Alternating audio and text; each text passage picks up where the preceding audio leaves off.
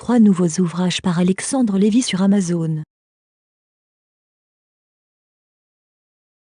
Un messie au Mossad, roman de politique fiction, ou presque. Le XXIe siècle sera mystique ou ne sera pas. André Malraux n'a peut-être pas prononcé cette phrase, mais tout indique qu'il le pensait fortement. Le conflit actuel essentiellement théologique, entre l'humanisme individualiste de l'Occident, qui a perdu ses racines religieuses, et l'islam qui renforce les siennes en tentant d'imposer sa foi aux Occidentaux déboussolés.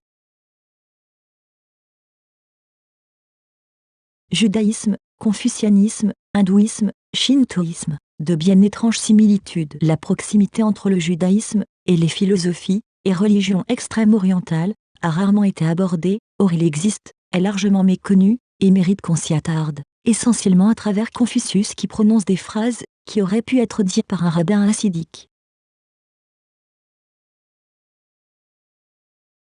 Palestine, Israël, Canaan, à qui appartient la terre, l'actualité à la poursuite de la Bible. La source des conflits actuels trouve sa place dans la Bible, essentiellement dans le livre de la Genèse, qui peut être lu comme une confrontation entre Ésaü, père de l'Occident, suicidaire et nihiliste, Ismaël le guerrier conquérant ancêtre de Mahomet, et Jacob, Israël, monothéiste pacifique, qui, constamment attaqué, ne peut renoncer aux armes. À qui appartient la terre? Et d'abord, de quelle terre s'agit-il? La terre telle qu'elle est définie par les frontières de l'État d'Israël, celle qui devrait, selon certains, être partagée entre les Juifs et les Arabes, l'immense territoire qui a appartenu aux Hébreux lors du règne de Salomon, la terre dite sainte, appartenant aux 3 religions monothéistes, la terre qui a appartenu aux Cananéens, avant que Moïse ne conduise les Hébreux dans la terre de leurs ancêtres, Abraham, Isaac et Jacob, et que Josué ne la conquiert en partie, le roi David terminant le travail, celle qui devrait échoir aux Palestiniens ou aux Cananéens, parce que, vous le savez bien, le peuple juif n'existe pas, comme le soutient Shlomo Sand. La terre qui ne comprend qu'une bande côtière concentrée autour de Tel Aviv, poumon économique de l'État d'Israël, les territoires occupés, ou libérés, la Transjordanie, ou, la Judée et la Samarie, ayant appartenu de tout temps aux Hébreux, Jérusalem-Est, où ne vivent que des Arabes, le mont du Temple ou l'esplanade des mosquées, la terre telle que l'a définie la gauche israélienne, ou, celle du Likoud et des sionistes religieux,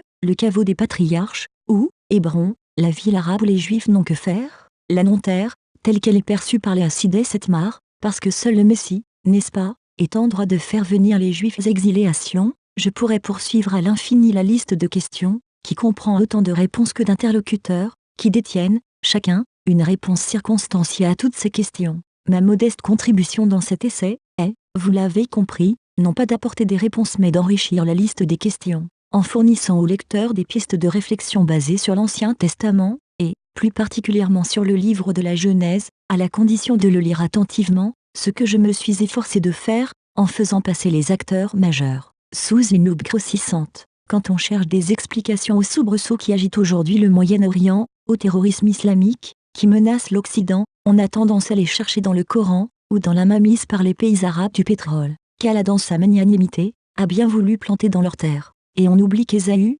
fouet de son droit d'aînesse par Jacob, ne trouve rien de mieux pour enquiquiner ses parents, et suivre son destin, que d'épouser la propre fille d'Ismaël, et des filles cananéennes, lire palestiniennes. Des liens de sang unissent désormais, et à jamais le père des fondateurs de Rome, et le lointain ancêtre de Mahomet, liens qui leur permettront de mieux harceler Israël, l'usurpateur hébreu. La fascination de l'Occident chrétien pour l'islam en général, et sa sollicitude pour la cause palestinienne en particulier, sont déjà inscrites dans la Torah. Ismaël, quant à lui, conteste l'héritage de Jacob, n'est-il pas le premier-né d'Abraham qui, selon lui, fut soumis à Dieu, donc islamisable, donc musulman. La haine, parsemée d'alliances circonstancielles, que se vouent ces 3 personnages, qui ont écrit l'histoire biblique, continue, à peine déguisée, à façonner l'histoire à travers les âges. Son expression moderne n'est qu'un pâle copier-coller de ce qui s'est passé il y a 5000 ans. L'actualité court après la Bible pour tenter de se mettre en phase avec elle. Donc, autant prendre le problème par l'autre bout.